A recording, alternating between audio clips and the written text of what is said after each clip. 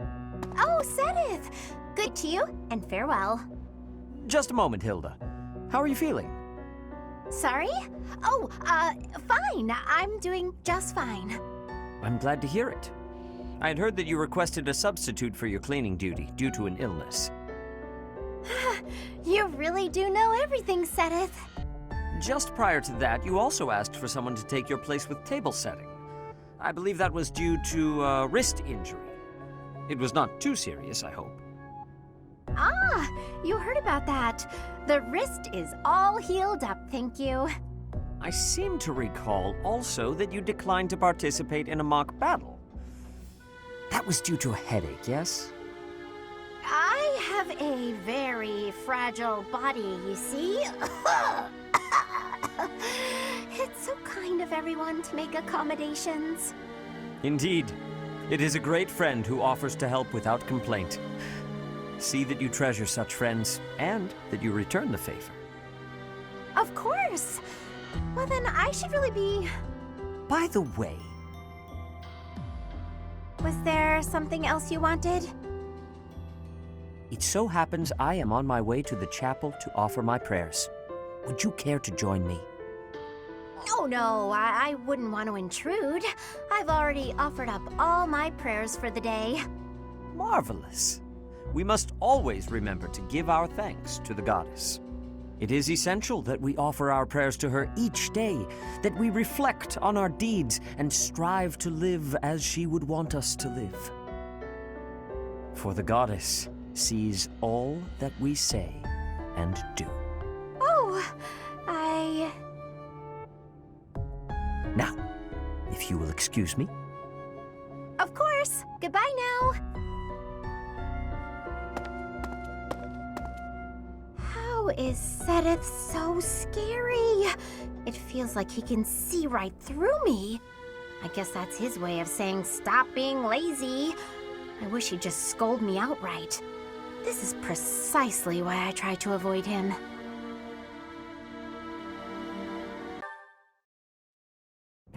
Oh, it's Seteth.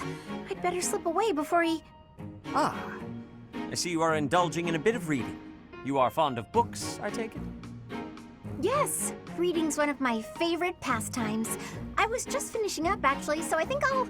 That is most fortuitous. Fortuitous? How do you figure? Come with me. I have a story to share with you.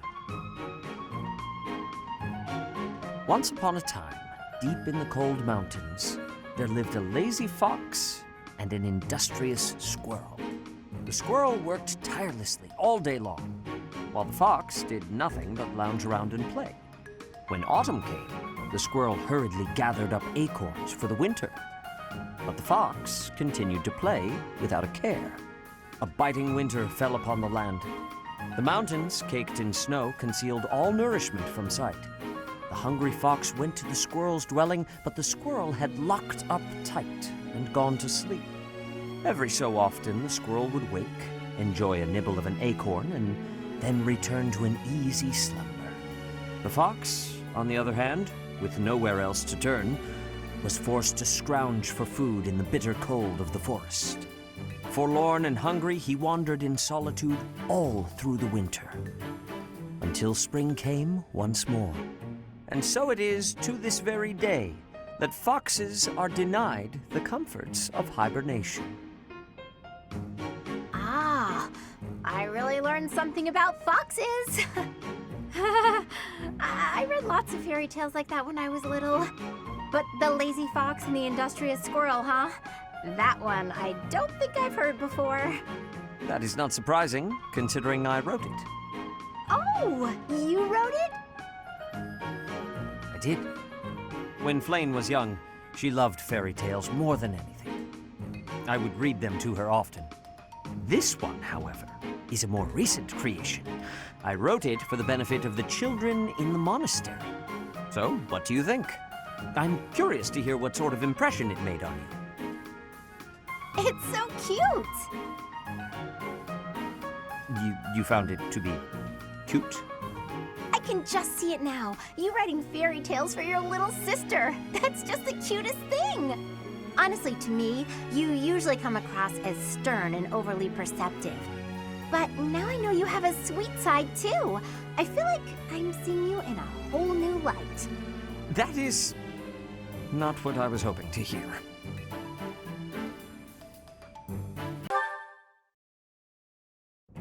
Hello, Hilda.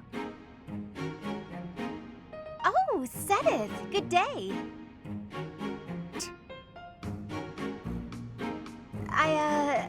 Did I do something wrong? Not to my knowledge. But I cannot help but notice that you no longer shy away when I speak to you. You noticed that, huh? When you stare at me, I feel like you're peering into my soul. And that no longer bothers you? Does that mean your conscience is finally clear? Nah, I got used to it. I know you're not scary. That's unfortunate. You really should do... Maybe that's true. I wouldn't want to be like the fox, forced to wander in the snow all winter. I'm pleased to see you grasp the moral of the story. Don't you think the squirrel was a little cold-hearted, though? He seems not to care about what happens to his friend, as long as he himself is happy. You know, that is a valid point. I have no wish to encourage that attitude in children. Perhaps if the fox only survives thanks to the squirrel kindly sharing some of his acorns. How does that sound to you? I like it okay. I'm sure that kids will admire that nice, compassionate squirrel. Thank you for your insight. As it happens, I have some other stories that I wrote for Flame. Would you like to hear them? You should make a book out of them. It's a shame that only get to enjoy them. What a fine idea! I will begin immediately. Though I feel such a book requires illustrations, and I have no artistic talent. Lend me a hand. I think Ignatz might be a better choice, but I can probably manage. Not like they need to be terribly fancy. I could use some more of your wisdom with regard to the content of the stories also. That sounds like a pain, but I'm invested in this now. Let's do it! Excellent! That's wonderful to hear.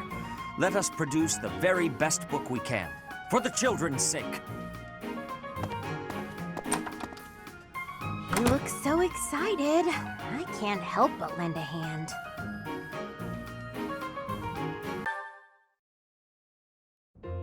Ah, Hilda. Business in town? Yes, I'm buying some art supplies. Oh, to replenish what you used on our book, I presume. Allow me to compensate you. No need. I use them for my own crafting and accessory making, too. By the way, your tales seem quite popular. I saw a big crowd of kids at the church. Wonderful to hear. We made the right choice leaving it there. I also heard a mother scolding her child by saying, if you keep lazing around, you'll turn into a fox. Though, as long as there's a friendly squirrel around, being a fox doesn't sound so bad. That was not my intention. Perhaps the story was better off in its original form after all.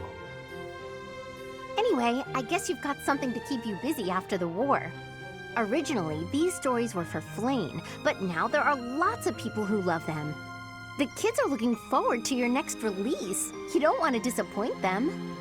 I do wonder how appropriate it is to sit around and write children's books in an era of great change. An era of great change. Isn't that exactly when kids need something to hold on to? They're the future of Fodlan, after all. Astute observation. But if I am to continue in this trade, I will require more of your assistance. Really? You're a successful author and you still want to use my lousy illustrations? I need an artist who can appreciate the message, and who can draw pictures of children. Your art has a certain careless quality that I feel matches my work splendidly. A careless quality? That doesn't sound like a compliment. Did you not purchase those art supplies today in the hopes of continuing with this work? Well, yes. I guess I can stick with it until the war is over. Such lukewarm commitment. No matter. We can consider the post-war situation when we come to it. I'm pretty fond of being a fox, but becoming a squirrel wouldn't be the worst thing. I'll admit, I like seeing Seteth pour his heart into these stories. What was that? Didn't say a word. Let's get to work on that sequel.